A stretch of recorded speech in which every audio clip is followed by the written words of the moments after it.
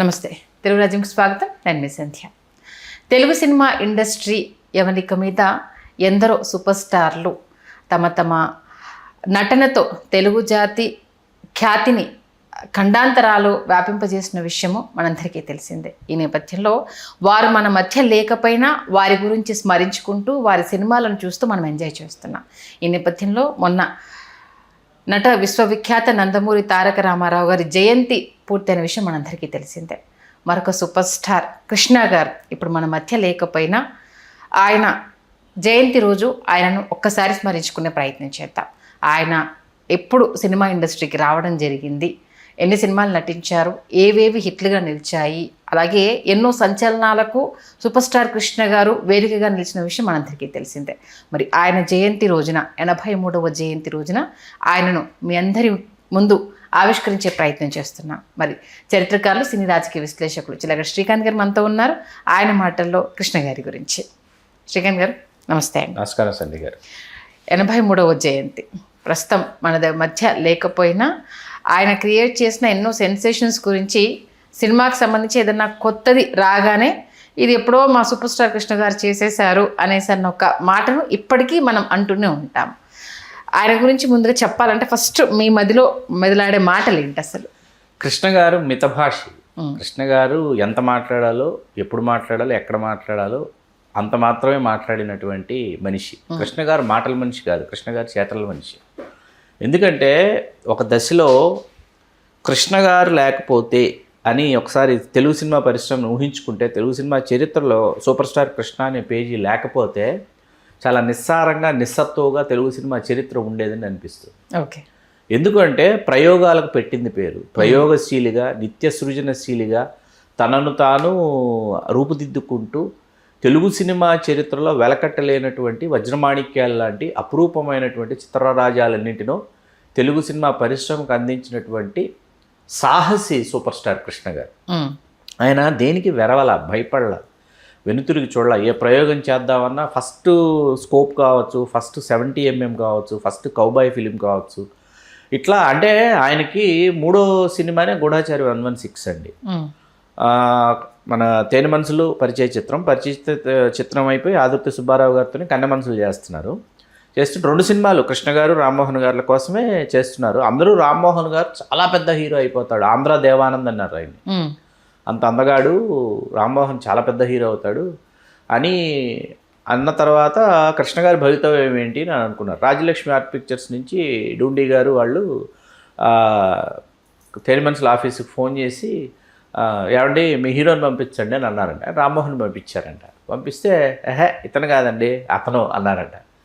అది ఆదుర్తి సుబ్బారావు గారికి కూడా ఆశ్చర్యం వేసింది. అదేంటి దేవానంద్, ఆంధ్ర దేవానంద్ అని అంటున్నారు రామ్మోహన్ అందరూ, రామ్మోహన్ ఎక్కడికో వెళ్ళిపోతారు, వీళ్ళేంటి కృష్ణని రమ్మంటున్నారు అని అనుకున్నారంట. కృష్ణ గారు వెళ్ళారట. వెళ్ళిన తర్వాత వాస్తవానికి శోభన్ బాబు గారిని అనుకున్నారు హీరోగా. అనుకుని కృష్ణ గారిని పిలిపించి చూసి, కృష్ణ గారికి ఆ సూటు బూటు అవన్నీ వేసి చూసి కృష్ణ గారిని ఫైనల్ చేశారు. చేసి శోభన్ బాబు గారు అదేంటి నాకు ఇస్తానన్నారు వేషం, మీరు కృష్ణని ఫైనల్ చేశారు అని శోభన్ బాబు గారు అడిగితే శోభన్ బాబుతో చెప్పారంట, ఓపెనింగ్ ఒక ఎపిసోడ్ ఉంది, ఆ ఎపిసోడ్ నువ్వు చేద్దువు, నువ్వు చచ్చిపోయిన తర్వాత నీ క్యారెక్టర్ని చంపేసిన తర్వాత మిగతా కథ అంతా రన్ అవుతుంది. అలా గూఢచారి 116 ఎం మల్లికార్జునరావు గారు దర్శకుడు. గూఢచారి 116 లేదు అంటే కృష్ణ గారి ఆ తర్వాత కృష్ణ గారికి అసలు ఆయనకి ఏ దారిలో వెళ్ళాలన్నది కృష్ణ గారికి స్ఫూర్తి కలిగించిన సినిమా ఆయన మూడో సినిమా గూఢచారి 116. చాలా super duper hit cinema, commercial. ఇవాళ మీరు చూసారు లేదా నాకు తెలీదు, ఇవాళ కూర్చొని ప్రారంభించినా తెలియకుండా సినిమా పూర్తి అయిపోయినందుకు సినిమా చూస్తాం. అవును, అది చాలా. ఆయన అక్కడి నుంచి డూండి గారు, కృష్ణ గారు వాళ్ళ పరిచయం. డూండి గారిని కృష్ణ గారు ఇంకొక సోదరుడిగా, పెద్దన్నయ్యగా భావించాడు డూండి గారిని. డూండి గారితో రాజలక్ష్మి ఆర్ట్ పిక్చర్స్లో ఆయన చాలా సినిమాలు చేశారు కృష్ణ గారు. ఎన్నో ప్రయోగాలు రాజలక్ష్మిలో చేశారు. ఆ తర్వాత ఏంటంటే కృష్ణ గారు సినిమాలు చేస్తూ వెళ్తున్న క్రమంలో ఈ పాత్ర వెయ్యను, ఈ కథ చెయ్యను అని ఎప్పుడు చెప్పిన దాఖలాలు లేవు కృష్ణ గారు. చాలా ప్రయోగాలు అంటే ఆయనకు అసలు మక్కువ ఎక్కువ అనమాట. దాంట్లో మరీ ముఖ్యంగా ఆయన నిర్మాతగా మారాలన్న నిర్ణయం ఆయనకు చాలా కలిసి వచ్చిన అంశం అండి. ఎందుకంటే ఆయన చాలా అధ్యయనం చేశాడు. ఆయన అధ్యయనం చేసిన దాంట్లో రామారావు గారు, నాగేశ్వరరావు గారు సొంత నిర్మాణ సంస్థలు నెలకొల్పుకున్నారు కాబట్టి, వాళ్ళకి నచ్చిన సినిమాలు నచ్చినట్టు వాళ్ళు తీసుకోగలిగారు కాబట్టి, వాళ్ళు స్టార్లుగా అవతరించారన్న విషయం ఆయన అధ్యయనం చేశాడు. మొదటి సినిమా ఫ్లాపు, అగ్ని పరీక్ష అని పెద్ద ఫ్లాపు, అయినా ఆయన వెనక్కి తగ్గల. రెండో సినిమానే ఆయనకి మోసగాళ్ళకు మోసగాడు అసలు ఇంకా కనీ విని ఎరుగినటువంటి విజయాన్ని సొంతం చేసింది. ఇవాళకి తెలుగు సినిమా చరిత్రలో కౌబాయ్ సినిమాల్లో 2 సినిమాలు ఇవాళకి గొప్పగా ప్రామాణికంగా నిలిచిపోయాయి. ఒకటి కృష్ణ గారి మోసగాళ్ళకు మోసగాడు, ఇంకోటి చిరంజీవి గారి కొదంసింహం. మోసగాళ్ళకు మోసగాడు ఏంటంటే ఊహించలా, అంత ఘన విజయం సాధిస్తుందని ఊహించలా. అట్లాంటిది ఆ స్క్రీన్ మీదకి తీసుకొచ్చినటువంటి విధానం, కేఎస్ఆర్ దాస్ గారు ఆ సినిమాని స్క్రీన్ మీదకి తీసుకొచ్చిన విధానం ఏంటంటే, మనం ఇవాళ చూస్తే సినిమా ఇవాళ మనం యూట్యూబ్లో కూడా చాలా మంచి ప్రింట్ పద్మాలయ వాళ్ళు పబ్లిష్ చేశారు, మనం ఇవాళ అప్లోడ్ చేశారు. మనం చూసామనుకోండి దాన్ని, మనం అసలు తెలుగు సినిమా చూస్తున్నాం, హాలీవుడ్ సినిమా చూస్తున్నాం అని అనిపిస్తుంది. ఎక్కడ మేకింగ్ వైజ్ కాంప్రమైజ్ అవ్వటం కానీ ఎక్కడా ఉండదు అనమాట. మీకు ఆ రోజుల్లో రాజస్థాన్ ఎడారికి వెళ్ళి తీయాలంటే రాజస్థాన్ ఎడారికి వెళ్ళి చేశారు సినిమా. అలా కృష్ణ గారు చాలా అస్వస్థతకు గురయ్యారు. రాజస్థాన్ ఎడారిలో ఆ సాంగ్ ఓ అబ్బాయో పాట ఉంటుంది, టీజింగ్ సాంగ్. నాగభూషణం గారు వాళ్ళు కృష్ణ గారిని చంపేయాలని చెప్పి నీళ్ళు ఇవ్వకుండా సాంగ్ ఉంటుంది. అలా అలా ఏంటంటే నిత్య ప్రయోగశీలి ఆయన. అల్లూరి సీతారామరాజు ఆయన జీవితంలో ఏంటంటే 350 సినిమాల్లో ఇవాళకి నెంబర్ 1 అంటే అల్లూరి సీతారామరాజు. రామారావు గారు చేద్దాం అనుకుని రామారావు గారి స్క్రిప్ట్ రెడీగా ఉంది, ఆయన చేయడానికి ఆయనకి సమయం కుదరటం లేదు. ఎందుకంటే ఆ అడవికి వెళ్ళాలి, అక్కడికి వెళ్ళాలి, ఆ ప్రాంతానికి వెళ్ళి చెయ్యాలి, ఇట్లాంటివన్నీ పెట్టుకున్నారు, సాధ్యపడటం లేదు. కృష్ణ గారు ఎప్పుడైతే ఆయన అసాధ్యుడిని ఒక సినిమా చేశారు, అసాధ్యుడు అఖండుడుని, నెల్లూరు కాంతారావు గారిని ఆయన చేసిన సినిమాలు. అసాధ్యుల్లో ఏంటంటే ఒక బ్యాలే ఉంటుంది, ఆ బ్యాలేలో కృష్ణ గారు అల్లూరి సీతారామరాజు గెటప్తో ఆ బ్యాలే ఉంటుంది. ఆ బ్యాలే అయిన తర్వాత అందరూ అల్లూరి సీతారామరాజుగా భలే ఉన్నారు, అల్లూరి సీతారామరాజుగా మీరు భలే ఉన్నారంటే చేసేయాలన్న ఆలోచన బయలుదేరి అక్కడి నుంచి మహారథి గారితో కూర్చుని సిద్ధం చేసుకున్నారు. కథ సిద్ధమైపోయింది, కథా పాత్రలు అంతా సిద్ధమైపోయింది. సంభాషణలు మాత్రం మహారథి గారు ఎప్పటికప్పుడు ఏ రోజుకి ఆ రోజు నేను రాస్తాను, ఆన్ లొకేషన్ రాస్తానని చెప్పారంట మహారథి గారు. నాకు భావావేశం పూనాలి, భావావేశంలో రాస్తాను నేను అని చెప్పిన తర్వాత సరే అని అనుకున్నారు. రామారావు గారికి తెలిస్తే రామారావు గారు పిలిపించి బ్రదర్ మేము చేద్దాం అనుకుంటున్నాము, అదేంటి మీరు సీతారామరాజు మీరు అటెంప్ట్ చేస్తున్నారని తెలిసిందంటే, అన్నగారు మీరు ఇప్పుడు చేస్తానంటే చెప్పండి, ఈ స్క్రిప్ట్ మీకు ఇలాగే ఇచ్చేస్తా, మీరు ఇప్పుడు చేస్తానంటే మీరు ఇప్పుడు వెంటనే చేస్తానంటే చెప్పండి అంటే, లేదు బ్రదర్ దానికి కొంత సమయం పడుతుంది అన్నారు. నాకు ఈ పాత్ర వెంటనే చేయాలని ఉంది అన్నగారు, ఈ పాత్ర నన్ను పూనింది, ఈ పాత్ర చేయకపోతే నేను ఏదో కోల్పోతానని నాకు అనిపిస్తుంది. ఎందుకంటే రామారావు గారు వీళ్ళ బ్యానర్లో అప్పటికే పద్మాలయలో దేవుడు చేసిన మనుషులు చేశారు రామారావు గారు. వాస్తవానికి దేవుడు చేసిన మనుషులు కృష్ణ గారు డ్యూయల్ రోల్ చేయాలి, ఓకే, కానీ రామారావు గారు చేస్తాననేటప్పటికీ మళ్ళీ మహారథి గారు ఉన్నారు ఇందులో, దేవుడు చేసిన మనుషులు స్క్రిప్ట్లో మోదుకూరి జాన్సన్ గారు ఉన్నారు. వీళ్ళందరూ కలిసి రామారావు గారు కృష్ణ గారి లాగా పాత్రల్ని చేశారు. చేయటంతో ఒక అద్భుతమైన మల్టీ స్టార్ శ్రీరంగారావు గారు, రామారావు గారు, కృష్ణ గారు అనేటప్పుడు సూపర్ హిట్ కదా, చాలా పెద్ద హిట్, ఇండస్ట్రీ హిట్ ఆ టైంకి. అదే అలా చేశారు. ఆ చనువు ఉంది. పైగా కృష్ణ గారు రామారావు గారికి వీరాభిమాని. అప్పటికి రామారావు గారితో కలిసి మరికొన్ని సినిమాలు కూడా కృష్ణ గారు చేస్తున్నారు. దాంతో రామారావు గారిని కృష్ణ గారు ఓపెన్ ఆఫర్ లాగా, మీరు ఇప్పుడు చేస్తారంటే నేను చేసుకున్న స్క్రిప్ట్ మొత్తం మీకు ఇచ్చేస్తాను, ఇప్పుడు వెంటనే మొదలుపెట్టి పద్మాలయలోనే చేయండి, మీరు పద్మాలయలోనే చేస్తాను అన్నయ్య గారు, మీరు చేస్తారంటే నేను నిర్మాతగానే ఉంటా, మీరు చేయండి అంటే రామారావు గారు ఇంకా ఆయనకి ఏదేదో కమిట్మెంట్స్ ఉన్నాయి. వెంటనే కృష్ణ గారు ప్రారంభించారు. అక్కడ రామారావు గారికి కొంచెం కినుక వహించారు రామారావు గారు కృష్ణ గారి మీద. సినిమాని ఎక్కడ రాజీ పడలేదంటే ఆ సినిమాకి సంబంధించి వీరామచంద్రరావు గారిని డైరెక్టర్ అండి. దేవుడు చేసిన మనుషులు కూడా వీరామచంద్రరావు గారే. వీరామచంద్రరావు గారు అస్వస్థతకు గురై ఆయన ఆల్మోస్ట్ ఆల్ డెత్ బెడ్ అనమాట. ఉంటే కేఎస్ఆర్ దాస్ గారు, కృష్ణ గారు, విజయ నిర్మల్ గారు, వీళ్ళు ముగ్గురు, ఎందుకంటే వాళ్ళు విఎస్ఆర్ స్వామి గారు లాంటి సినిమాటోగ్రాఫర్ ఆ సమయానికి దొరకటం కాబట్టి వీళ్ళు ముగ్గురు పూనుకొని ఆ సినిమాని విజయవంతంగా పూర్తి చేసి రంపచోడవరం ఫారెస్ట్లో చేసి నర్సీపట్నం వెళ్ళారు. మళ్ళీ నర్సీపట్నం అడవుల్లో చేశారు. ఈయన అల్లూరి సీతారామరాజు గారు ఎక్కడెక్కడ సంచరించారో ఆయా లొకేషన్స్లో చేయాలనుకుని అక్కడికి వెళ్ళి షూట్ చేసి అలా ఒక అద్భుతమైన అద్వితీయమైన తెలుగువారికి వెలకట్టలేనటువంటి సంపదగా అల్లూరి సీతారామరాజుని సూపర్ స్టార్ కృష్ణ గారు అందించారు. అందించిన తర్వాత విజయ చక్రపాణి గారు కృష్ణ గారు షో వేశారు. ఎందుకంటే తెనాలి బంధం ఒకటి, గంగామంగ లాంటి సినిమాలు విజయ సంస్థలో చేశారు కృష్ణ గారు కాబట్టి షో వేశారు. చక్రపాణి గారు చూశారు, సినిమా చూసి ఆయన పూర్తి సినిమా ఇది చూడరండి. చక్రపాణి గారు, విజయ చక్రపాణి గారు ఏ సినిమా పూర్తి సినిమా చూడ్డాయన. ఆయన వచ్చి కూర్చుని థియేటర్లో విజయాలో విజయ స్టూడియోస్లో థియేటర్ ఉంటుంది. ఏది మనకి ప్రివ్యూ థియేటర్ ఉంటుంది కదా, దానిలోకి వచ్చి కూర్చుంటాడు. మేనేజర్ ఉంటాడు. 4వ రీల్ వేయమని అంటాడు, అంతే. 4వ రీల్ వేస్తారు, చూస్తూ ఉంటాడు. 8వ రీల్ వేయమని అంటాడు, 8వ రీల్ వేస్తారు. వేసి 6వ రీల్ వేయమను అంటాడు, వేసి 6వ రీల్లో ఏదో రన్ అవుతా ఉంటుంది కదా, లేచి సిగరెట్ కాల్చుకుని వెళ్ళిపోతాడు. ఆయనకి సినిమా ఏంటనో తెలిసిపోతుంది అనమాట. ఓకే. అట్లాంటిది పూర్తి సినిమా చూశాడు ఆయన కూర్చుని. అల్లూరి సీతారామరాజు చూసి ఏమీ మాట్లాడలేదు. మెల్లగా బయటకు వచ్చి ఆయన టిన్ ఉంటుంది, సిగరెట్ టిన్, ఆ టిన్లోంచి సిగరెట్ తీసి వెలిగించి కృష్ణ గారు ఆతృతగా ఎదురు చూస్తున్నారంట. ఏం చెప్తాడు ఈయన? ఎన్ని సినిమాలు ఒప్పుకున్నా అన్నాడంట. 14 అండి అంటాడు. ఎన్ని అన్నాడంట. అదే దీని తర్వాత 14 మంది నిర్మాతలు చేస్తున్నారు నాతో సినిమా అంటే. వాళ్ళందరూ అయిపోయినట్టే పో అనేసి పోయాడంట. అదేంటి? ఈ సినిమా అంత పెద్ద హిట్ అవుతుంది, దీని తర్వాత నువ్వు సీతారామరాజుగా నిలిచిపోతావు, తర్వాత నేను వేరే క్యారెక్టర్స్లో చూడటం కష్టం అని ఇంత చెప్పాడు ఆన్సర్ ఆయన.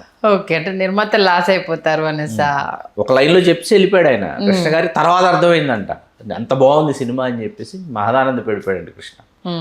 మహారథి గారిని ఎవరో ఇప్పుడు అడిగారండి, ఎలా రాశారండి మీరు సంభాషణలు? ఎందుకంటే మరీ ముఖ్యంగా క్లైమాక్స్లో కృష్ణ గారు చెప్పే డైలాగులు చాలా కష్టం అసలు. ఎలా చేశారంటే ఆయన అడవిలోకి వెళ్ళిపోయి ఒంటరిగా ఒక చెట్టు కింద కూర్చుని అల్లూరి సీతారామరాజు గారు అయితే ఏం చెప్పుండేవాడని ఆ తాదాత్మ్యతకు నేను లోనై రాశాను. ఈ నీరులో నీటినై, నిప్పులో నిప్పునై అని చెప్పేటటువంటి డైలాగ్స్, గాలిలో గాలి, ఈ మట్టిలో కలిసిపోతాయి, ఎక్స్ట్రాడినరీ డైలాగ్స్ అనమాట. అట్లా కృష్ణ గారు ఏంటంటే నిత్య ప్రయోగశీలి, నిత్య సృజనశీలి. తర్వాత చాలామంది చెప్తారు శోభన్ బాబు గారికి ఎవ్వరూ ₹1 ఎగ్గొట్టలేదు, కృష్ణ గారికి ₹1 ఎవరు సరిగ్గా ఇవ్వలేదు, చాలా మంది చెప్తారనమాట. శోభన్ బాబు గారు మొత్తం మాట్లాడుకున్న రెమ్యూనరేషన్ వచ్చిందా లేదన్నది చెక్ చేసుకుందని డబ్బింగ్కి వచ్చేవారు కాదు. కృష్ణ గారు ఏంటంటే నిర్మాత వచ్చి లేదండి ఆ ఏరియా అమ్ముడుపోలేదండి, ఏరియా అప్పుడు ఏంటంటే సీడెడ్, ఆంధ్ర, నైజాం 3 మైసూర్ రెస్ట్ ఆఫ్ ఇది ఇచ్చి మైసూరే మనకి ఒడిస్సా. అక్కడి నుంచి రాలేదండి, ఇక్కడి నుంచి రావాలండి, వాళ్ళు ఏదో కొంచెం పంపిస్తే తీసేసి సర్లే నెక్స్ట్ పిక్చర్లో చూసుకుందాం లేనివాడు కృష్ణ గారు. అట్లా చేసుకుంటా వెళ్ళిపోయారు. హనుమంతరావు గారు కృష్ణ గారికి, శేషగిరిరావు గారు ఇద్దరు ఆయనకి బాగా కలిసి వచ్చిన సోదరులు. నిజంగా ఒకరు లక్ష్మణుడు అయితే ఒక భరతుడు అనుకోవచ్చు రాముడికి, అట్లాంటి సోదరులు. హనుమంతరావు గారు ఈజ్ ఏ గ్రేట్ పర్సనాలిటీ. ఆయన screenplay writer and also Padmalaya స్టూడియోస్ని మొత్తం ఆయన నిర్వహణలోనే పద్మాలయ స్టూడియోస్ నిర్వహించబడేది. అట్లా కృష్ణ గారి సినిమాలకు సంబంధించి ఆ చేస్తున్నటువంటి వరవల్లో ఆయన ఎట్లాంటి సినిమాలు చేయాలి ఏంటి అనేటటువంటి నిర్ణయం కావచ్చు, ఆయన సెట్ ఆఫ్ ప్రొడ్యూసర్స్ కావచ్చు, సెట్ ఆఫ్ డైరెక్టర్స్ కావచ్చు, వాటిని చాలా జాగ్రత్తగా చేసినటువంటి వ్యక్తి హనుమంతరావు గారు. ఇవాళకి ఒకసారి కృష్ణ గారి ఎంటైర్ టోటాలిటీలో గ్రాఫ్లో చూస్తే ఒకసారి హనుమంతరావు గారు జీవించున్నంత వరకు కృష్ణ గారి కెరీర్ ఒకలాగుంది. హనుమంతరావు గారు లేని సమయం నుంచి కృష్ణ గారి కెరీర్ వేరేలా అనిపిస్తుంది మనకి. ఓకే. విజయ నిర్మల గారు కృష్ణ గారి జీవితంలోకి వచ్చిన తర్వాత ఏంటంటే ఆవిడని దర్శకురాలిగా ప్రోత్సహించింది కృష్ణ గారు. ఆవిడలో ఒక ఆ టెక్నీషియన్ ఉన్నారు అని గుర్తించి ఆవిడని క్షమించాలి మన మొదటి సినిమా బాపు గారు రమణ గారి మొదటి సినిమా సాక్షి. ఆ సాక్షి సమయానికి వీళ్ళిద్దరికి వివాహం అవ్వాల. కృష్ణ గారు విజయ నిర్మల గారు ఆర్టిస్టులే అనమాట, కో ఆర్టిస్టులు అంతే. వాళ్ళ మధ్య ఏ విధమైనటువంటి అనుబంధం కానీ ఇష్టం కానీ అటువంటివి ఏమీ లేవు అసలు. పరిచయస్తులు, ఏమండి మీరు ఏమండి కృష్ణ హీరో గారు అంతే అనమాట. అక్కడ మీసాల రాముడి గుడి అని ఒకటి ఉంటుందండి ఆ లొకేషన్లో. ఆ మీసాల రాముడి గుడి దగ్గర పెళ్లి సీన్ అనమాట వీళ్ళిద్దరిది. ఎండింగ్లో ఈయన ఇంకా చంపేస్తారు అన్న సిచ్యువేషన్లో నన్ను పెళ్లి చేసుకుంటుంది. ఆ పెళ్లి సీను తీస్తుంటే రాజుబాబు గారు అన్నారంట, ఇక్కడ పెళ్లి జరిగిన ఎవరైనా నిజ జీవితంలో భార్యాభర్తలు అయిపోతారు అన్నాడంట. హీఈస్ ఫ్రమ్ సేమ్ ప్లేస్ అన్న అనేటప్పటికి ఇదే విజయనగరం గారు తిట్టారండి, ముద్దుందా నీకు, ఏం మాట్లాడతావు, సినిమా పెళ్ళి ఏమైనా ఎటకారం చేస్తున్నావేంటి అని చెప్పి ఆవిడ తిట్టిందంట రాజుబాబు గారు లిటరల్లీ. నేను చెప్తాను నిజమవుతుంది చూసుకోండి అన్నాడంట. ఎందుకంటే అప్పుడు కృష్ణ గారు మ్యారీడు, పిల్లలు, విజయనగరం గారు మ్యారీడు, బాబున్నారు కదా. ఏం మాట్లాడతావు బుద్ధి ఉందని. అలాంటిది ఆ తర్వాత వాళ్ళు నిజంగా నిజ జీవితంలో భార్యాభర్తలు కావాలి. రాజబాబు గారు మీడియేటర్ అంట కదా, రమాప్రభు గారు. రాజబాబు గారు అంటే విజయ నిర్మల గారు ఒక ఇంటర్వ్యూలో చెప్పారు. రమాప్రభు గారు పేరు చెప్పలేదు కానీ రమాప్రభు గారు రాజబాబు గారితో కృష్ణ గారు కబురంపారు నాకు అని చెప్పేసి ఒక ఇంటర్వ్యూలో చెప్పారు రమాప్రభు గారు. అట్లా రమాప్రభు గారి ప్రమేయం చాలా ఉంది విజయ నిర్మల గారు కృష్ణ గారి జీవితంలోకి రావటంలో.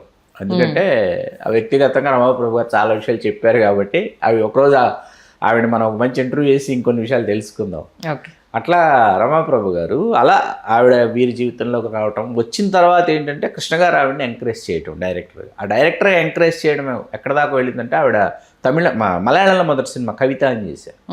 ఆ తర్వాత తెలుగులో డైరెక్ట్ చేశారు ఆవిడ మీనా, అద్దన పురుషులు వచ్చినారని గారు. అది చేస్తున్నప్పుడు ఏంటంటే అందరూ ఏమనుకున్నారంటే కృష్ణ గారిని డైరెక్ట్ చేస్తున్నారు, అసలు కృష్ణ గారిని ఎలా చూపిస్తారు, అలా చూపిస్తారు, ఇలా చూపిస్తారు, ఏదేదో ఊహించుకున్నారు. కృష్ణ గారి సినిమా మొత్తం పంచికట్లో ఉంటారన్నమాట. సినిమా మొత్తం గ్రామీణ వాతావరణంలో ఎంత అద్భుతంగా ఉంటుందంటే ఎంత బాగా తీశారంటే ఆవిడ సినిమా. ఇవాళకి ఆవిడ డైరెక్ట్ చేసిన సినిమాల్లో నా ఆల్ టైమ్ ఫేవరెట్ మీనాయి. అదే సినిమా త్రివిక్రమ్ గారు వాళ్ళు తీశారు కదా. దాంట్లో చాలా గొప్ప పాట అండి. ఆవిడ ఇప్పటికీ 10 కాలాల పాటు నిలిచిపోయే పాట ఆ సినిమా ద్వారా, మల్లెతీగ వంటిది మగవు జీవితం ఆ సినిమా ద్వారా అందించారు. రోజా పూతోటలో ఉంటుంది. అలా ప్రారంభించబడినటువంటి వీళ్ళ ప్రయాణం ఎక్కడ దాకా వెళ్ళిందంటే వీళ్ళు అసలు పరిశ్రమలో ఏ సంవత్సరం ఆ సంవత్సరం చెప్పుకోదగ్గ సినిమాలు, మైల్ స్టోన్స్ లాంటి సినిమాలు ఇచ్చారు. మీకు అల్లూరి సీతారామరాజు చేసిన నష్టం ఏంటంటే కృష్ణ గారికి నిజంగా ఆ తర్వాత 14-16 ఫ్లాపులు కృష్ణ గారికి. దాంట్లో మంచి సినిమాలు ఉన్నాయి, రాధమ్మ పెళ్ళని, తర్వాత చీకటి వెలుగులని, చాలా మంచి సినిమాలు ఉన్నాయి. తర్వాత గాజుల కిష్టయ్య, చాలా మంచి సినిమాలు ఉన్నాయి. అన్ని ఫ్లాప్. ఆ సినిమాలు ఇవాళ చూస్తుంటే ఫ్లాప్ అన్నారు, ఇంత బాగుంది ఏంటి ఈ సినిమా అని అనుకుంటాం మనం. కృష్ణ గారి చీకటి వెలుగులు చూస్తుంటే ఇంకా ఆయన ఏం చేయాలో అర్థం కాక, ఏ సినిమా చేయాలో అర్థం కాక, ఎట్లాంటి సినిమా ఒప్పుకుంటారో, ఏ సినిమా ప్రేక్షకులకు నచ్చుతుందో తెలియక ఫైనల్గా ఒక ఆఖరి పోరాటంలాగా ఆయన ఏంటంటే పాడి పంటల సినిమా తీసుకున్నారు. అద్భుతమైన సినిమా తీసుకుని పిసి రెడ్డి గారు డైరెక్షన్. పాడి పంటలు ఏంటంటే పాడి పంటలకు వాళ్ళు పెట్టుకున్న ఒట్టి ఏంటంటే అప్పటి వరకు గ్రామీణ వాతావరణంలో గ్రామీణ కుటుంబ కథా చిత్రాలు ఏవైతే ఉన్నాయో అవన్నీ కూడా స్టూడియోలోనే తెస్తున్నారు. అప్పటికి ఫస్ట్ వీళ్ళు పెట్టుకున్న మొదటి కండిషన్ ఏంటంటే స్టూడియోలో దిగకూడదని పెట్టుకున్నారు. స్క్రిప్ట్ అయిన తర్వాత అప్పుడు ఆ స్క్రిప్ట్కి అనుగుణంగా ఎక్కడికి వెళ్ళాలి, ఏ లొకేషన్కి వెళ్ళాలి, ఏ విలేజ్కి వెళ్తే బాగుంటుందని కృష్ణా జిల్లాకి వెళ్ళిపోయారు. కృష్ణా జిల్లాకి వెళ్ళిపోయి అక్కడ మంచి మండు వేసవిలో పెట్టుకున్నారు షూటింగ్.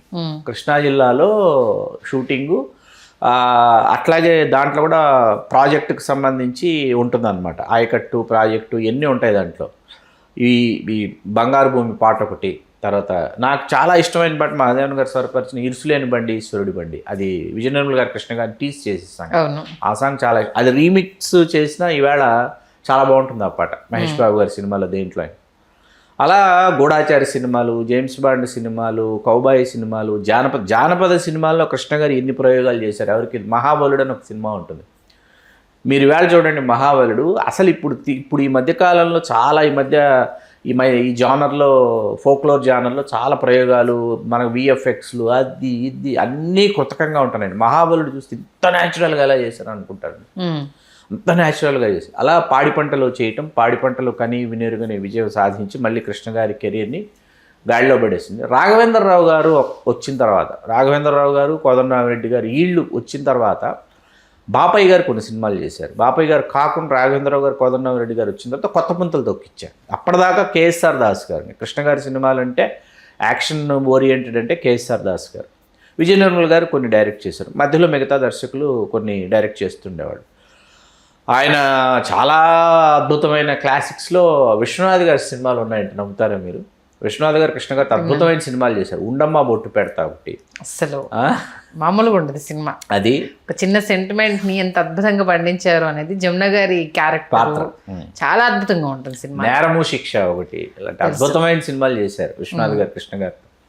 రాఘవేంద్రరావు గారు వచ్చిన తర్వాత ఏంటంటే ఊరికి మొనగాడు ఒకటండి. రాఘవేంద్రరావు గారు కృష్ణ గారి కలయికలో అసలు కనివిని ఎరుగని రికార్డులు సృష్టించినటువంటి సినిమా ఊరికి మొనగాడు.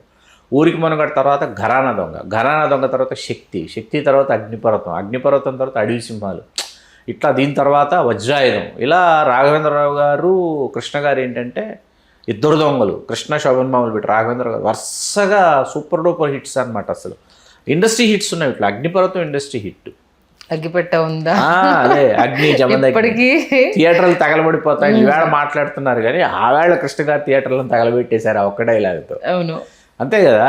అసలు ఆ స్టిక్ తిప్పుతారు, మీకు తెలుసా? ఆ స్టిక్ తిప్పిన తర్వాత ఏమైందంటే ఇలా స్టిక్ తిప్పాలని చెప్పి ప్రాక్టీస్ చేసిన వాళ్ళలో నేను ఒకని. ఆయన చేతిలోని స్టిక్ ఇలా తిప్పుతారు. ఇవాళ నేను స్టిక్ అలా తిప్పగలను తెలుసా? రియల్ రోల్ కదా అది. యాక్చువల్గా రామారావు గారితో చేద్దాం అనుకున్న స్క్రిప్ట్ అది.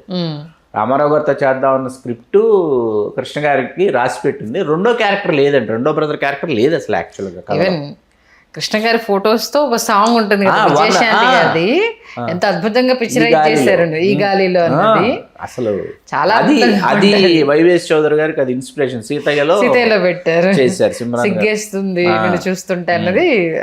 అసలు ఆ ఫొటోస్ అవన్నీ వస్తుంటే విజయశాంతి గారు అంటే రాఘవేంద్రరావు గారి మార్క్ దాంట్లో కనిపిస్తుంది. కృష్ణ గారు #1 అయిపోయారని చెప్పి #1 అని సాంగ్ కూడా ఉంటుంది. రామారావు గారు రాజకీయాలకు వెళ్ళిపోయారు, కృష్ణ గారు ఇంకా #1 అని #1 అని ఒక పాట కూడా ఉంటుంది. కృష్ణ గారి మీద జరగాల్సినంత అధ్యయనం జరగలేదండి తెలుగు సినిమా పరిశ్రమకు సంబంధించి. చరిత్రకారులు కృష్ణ గారి సినిమాల మీద అందరూ ఏంటంటే ఆయన చేయలేరు, ఆయన ఇది చేయలేరు, అది లేదు, ఆయన అన్నీ చేశారు. బ్రేక్ డాన్సులతో సహా కృష్ణ గారు అన్నీ చేశారు. అద్భుతమైన అద్వితీయమైన సూపర్ డూపర్ హిట్స్. మీకు నవలా చిత్రాల్లో విజయనిర్మల గారు ఇందాక మనం మాట్లాడుకున్నాం, సూర్యచంద్ర అని ఒక సినిమా ఉంటుంది. ఎంత బాగుంటుందో తెలుసా సినిమా మీకు.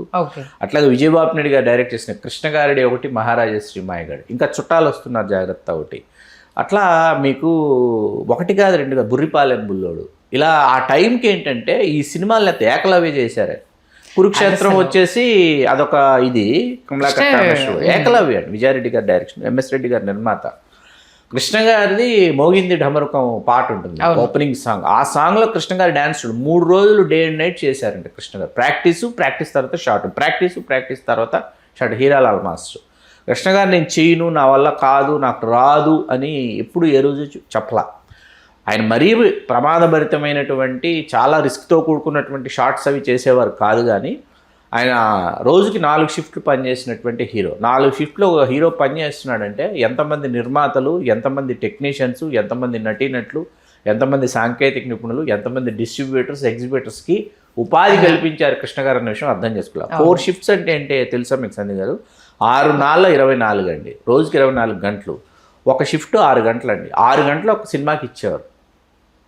ఒక సినిమాకి 6 గంటలు షూట్ జరుగుతూ అయిపోయి మీ షాట్ అయిపోతుంది, ఇన్నింటికి మీ షాట్ అయిపోతుంది అంటే ఆ షార్ట్ గ్యాప్లో భోజనం చేయాలి, ఆ షార్ట్ గ్యాప్లో వాష్రూమ్కి వెళ్ళి రావాలి, ఆ షార్ట్ గ్యాప్లో రెడీ నెక్స్ట్ సినిమాకి ఈ ఫ్లోర్లోంచి ఆ ఫ్లోర్లోకి వెళ్ళినటువంటి ఏది ప్యాంటు బనియన్తో ఆ ఫ్లోర్లోకి ఇంకో ఫ్లోర్లో ఇంకోటి జరుగుతుంది.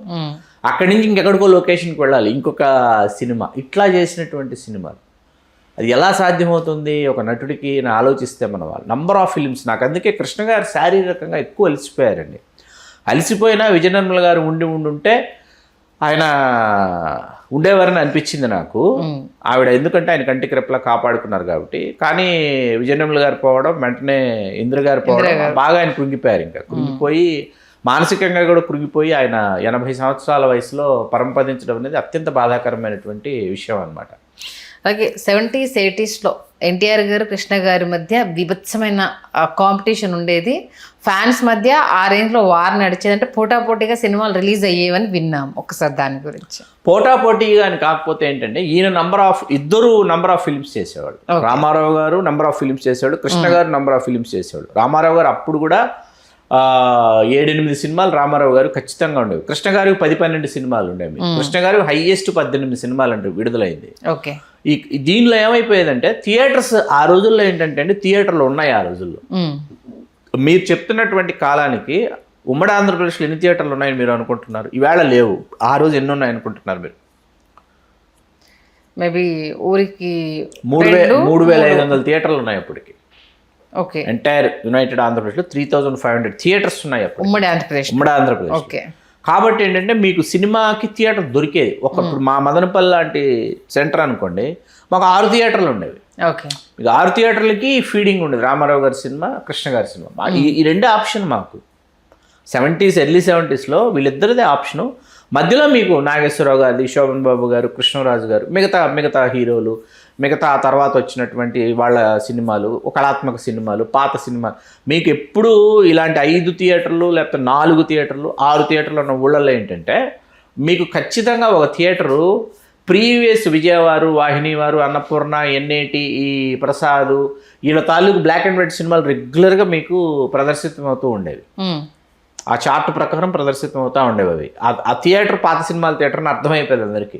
ఈ క్లాసిక్స్ చూడాలనుకుంటే ముసలివాళ్ళు, పెద్దవాళ్ళు అందరూ ఏం చేసేవాళ్ళు, మనవాళ్ళని మనవరాళ్ళని పలానా గుండమ్మ కొత్త వచ్చింది, పలానా మాయాబజార్ వచ్చింది, పలానా లవకుశ వచ్చింది అని చెప్పి పలానా జగదేకుని కథ ఆడుతుంది వెళ్దాం అని చెప్పి పిల్లల్ని తీసుకెళ్ళి, ఇప్పుడు మమ్మల్ని అలా తీసుకెళ్ళి చూపించారు కాబట్టి నంబర్ ఆఫ్ టైమ్స్ ఆ సినిమాలు చూసాం కాబట్టి మాకు ఆర్టిస్టుల పేర్లు, డైరెక్టర్ల పేర్లు, మ్యూజిక్ డైరెక్టర్ల పేర్లు, బ్యానర్ల పేర్లు మాకు అలా తెలిసిపోయినాయి.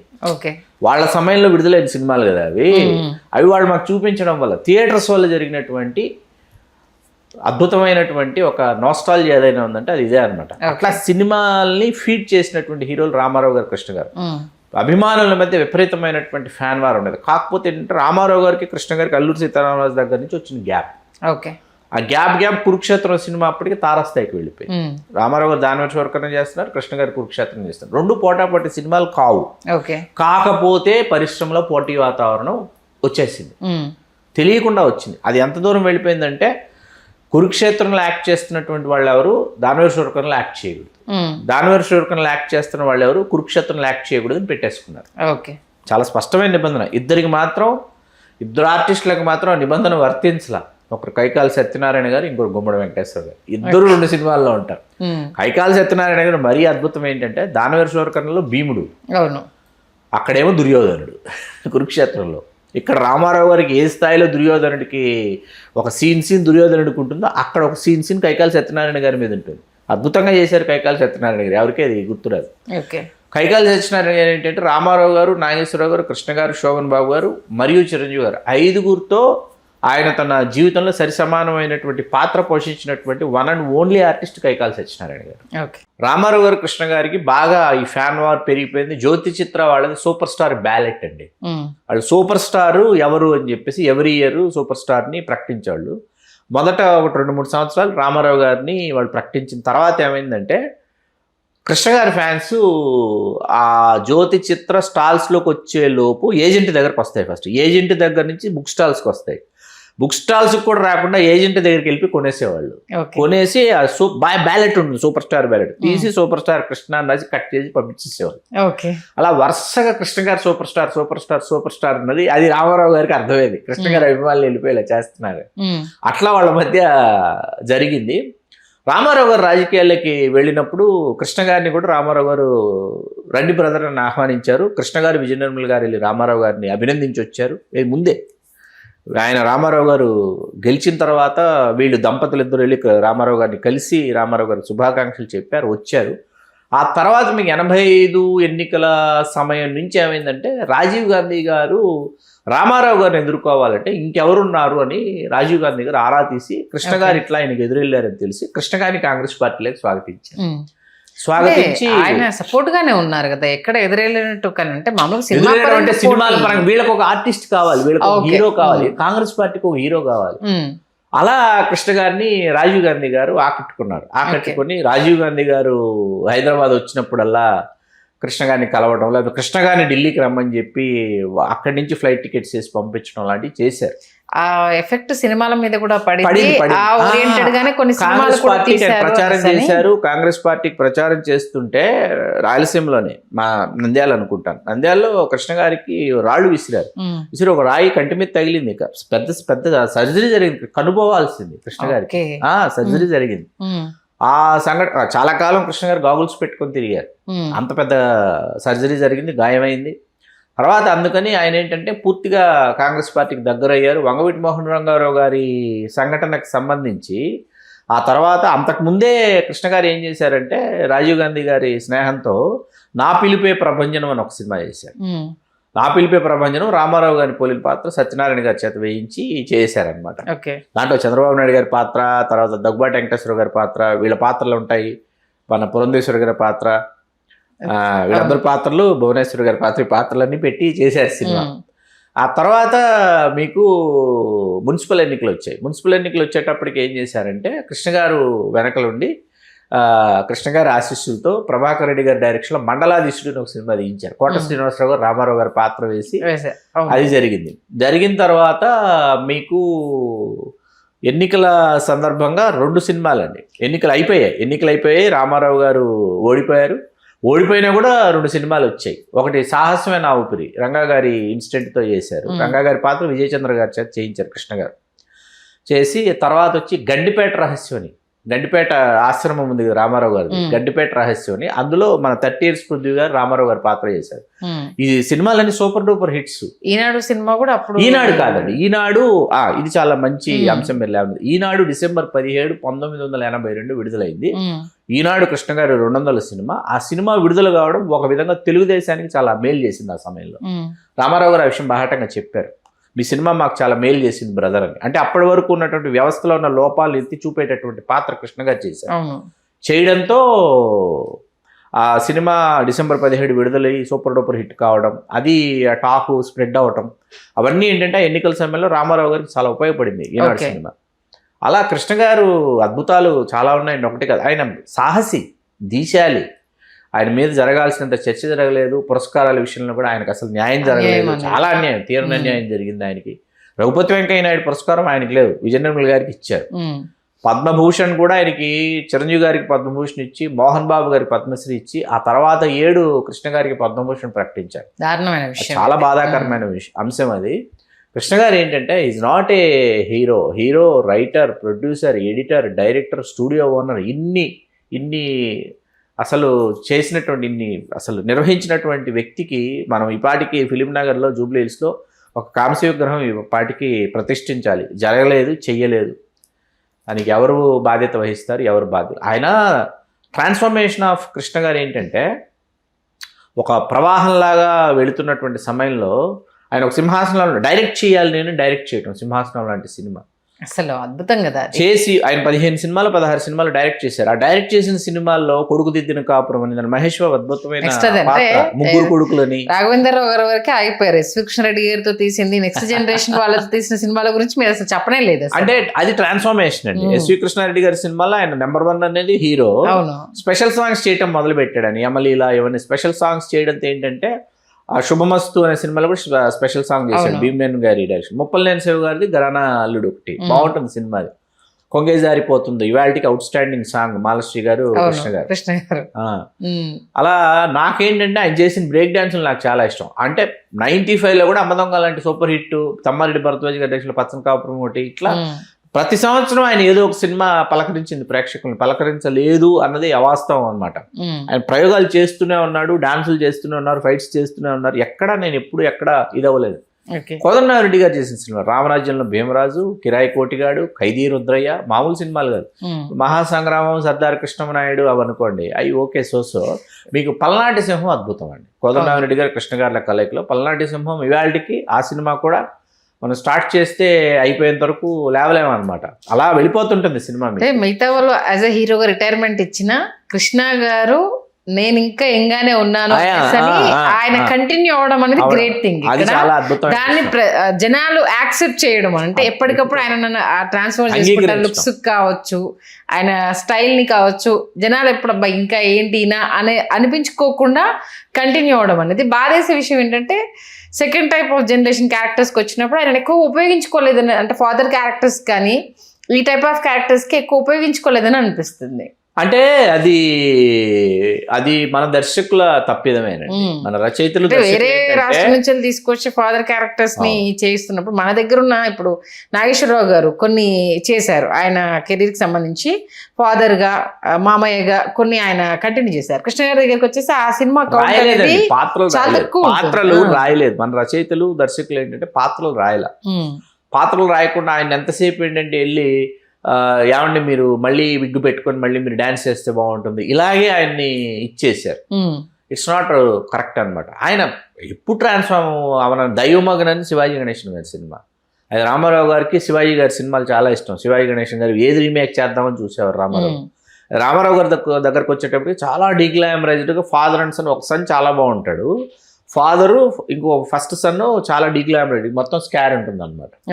రామారావు గారు కొంచెం కంగారు పడ్డారు, ఇది ఎందుకు మనం చేయటం అనేటే రామారావు గారు కాదన్నారంట. ఎప్పుడో రామారావు గారు వద్దని బ్లాక్ అండ్ వైట్ సినిమా అది ఈయన చేశాడు. ఈయన విజయనిర్మల గారి డైరెక్షన్ రక్త సంబంధం సినిమా, ట్రిపుల్ యాక్షన్ కృష్ణ గారు, చాలా బాగుంటుంది సినిమా, తెలుసు చాలా బాగుంటుంది సినిమా. అలా ప్రయోగాలకు అస్సలు వెరవడండి ఆయన. కొడుకుతోడే తమ్ముడు, అన్నయ్యగా రమేష్ బాబు గారితో మహేష్ బాబు చిన్న కొడుకు, ఈవెన్ కూతురు అందులోనే ఉంటుంది. మురళీమోహన్ గారు ఒక అన్నయ్య, ముగ్గురు కలిసి ఉంటారు. సినిమా పేరు గుర్తు రావట్లేదు నాకు. మహేష్ బాబు గారు చిన్న తమ్ముడు, పోరాటం. రమేష్ బాబు గారు సెకండ్ తమ్ముడు. అది ముగ్గురు కొడుకులు మీరు అదే చెప్పేది. మురళీమోహన్ గారేమో అంటే రమేష్ బాబు గారిని పెంచుకుంటారు. అదే ముగ్గురు కొడుకులు. అదే ముగ్గురు కొడుకులు కృష్ణ గారి కొడుకులతో బ్రదర్ గా చేశారు. అదే ముగ్గురు కొడుకులు. అదేంటంటే వాళ్ళు ముగ్గురు ఉండాలి సినిమాలో అని కృష్ణ గారి మదరు కోరుకున్నారు. ఓకే. కృష్ణ గారి మదరు ఆవిడ కోరుకుని మీ ముగ్గురిని ఒక సినిమాలో చూడాలని ఉందంటే కృష్ణ గారు ఆవిడ కోరిక నెరవేర్చడానికి చేశారు.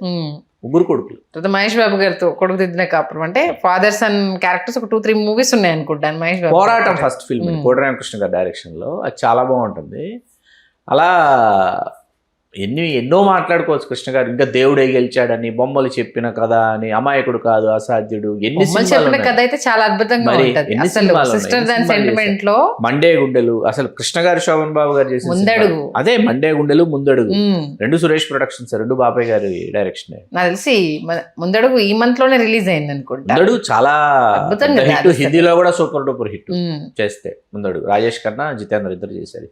నిజంగా మీరు అన్నట్టు అవార్డ్స్ విషయంలోనే ఆయనకి అన్యాయం జరగడం, దాదాసాహెబ్ ఫాల్కే అర్హులండి ఆయన. బట్ ఆయన ఎప్పుడు వాటి గురించి అడగడం కానీ దాని గురించి ఎక్కడ మాట్లాడడం ఎక్కడ ఇక్కడ నోరు జారారు, ఈ కాంట్రవర్సీలో ఉన్నారు ఒక్క విజయ నిర్మల గారి గురించి తప్పితే ఆయన లైఫ్ లో ఈ కాంట్రవర్సీ ఉంది అన్నది ఎక్కడ వినిపించకపోవడం అనేది గొప్ప విషయం. ఒకసారి గెలిచారు, ఒకసారి ఓడిపోయారు.